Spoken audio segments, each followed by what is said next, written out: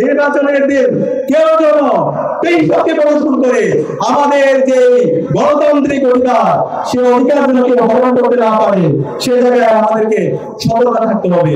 এবং এর সাথে আমরা দেখতে পাচ্ছি আজকে ফ্যাসিস্ট করে হাসিনাকে দায় মুক্তি দেওয়ার জন্য বিভিন্ন পক্ষ চেষ্টা করছে।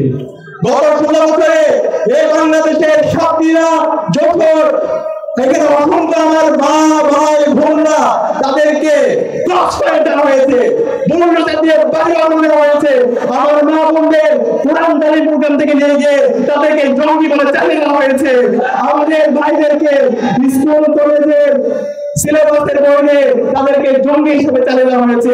এই হাসিনার এই রাজনীতি বাংলাদেশে কখনো হবে না, কখনো হবে না। বাংলাদেশে ইতিমধ্যে রায় এসেছে, হাসিনার সফের রায় এসেছে খুব দ্রুত সময়ের মধ্যে। এই হাসিনাকে ভারত থেকে বাংলাদেশে নিয়ে এসে তাকে ফাঁসির কাছে ঝোলাতে হবে।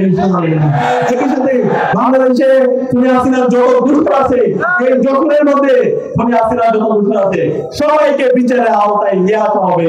বাংলাদেশে হাসিনার মধ্যে রাজনীতি করার কোনো অধিকার নাই। তাদেরকে যেখানে পাওয়া যাবে তাদেরকে সেখানে নির্মূল করতে হবে, তাদেরকে আইনের আওতায় নিয়ে আসতে হবে। বাংলাদেশে রাজনীতি করবে বাংলাদেশ বন্দী যারা আছে তারাই।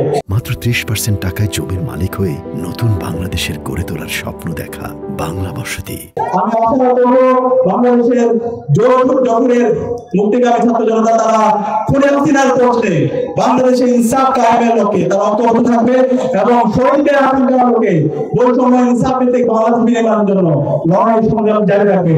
এবং আসন্ন নির্বাচনে আপনাদের যে মনোনীত প্রার্থী ডক্টর মোস্তাফিজ ফরিদ সহ জোটের 6টি আসনে যারা প্রার্থী হয়েছে, এই বাংলাদেশে জোটের মধ্যে ইনসাফ কায়েম করার জন্য সন্ত্রাস মুক্ত, চাঁদাবাজ মুক্ত এবং শিক্ষা উন্নয়ন, স্বাস্থ্য উন্নয়ন এবং সবার একটি জোর এবং সবার জন্য একটা নিরাপদ চৌরাস্তা এবং পেরিয়াতা একটি বিনির্মাণ করার জন্য উদাত্ত কাজ করে যাবে আমাদের যারা প্রার্থী আছে তারা।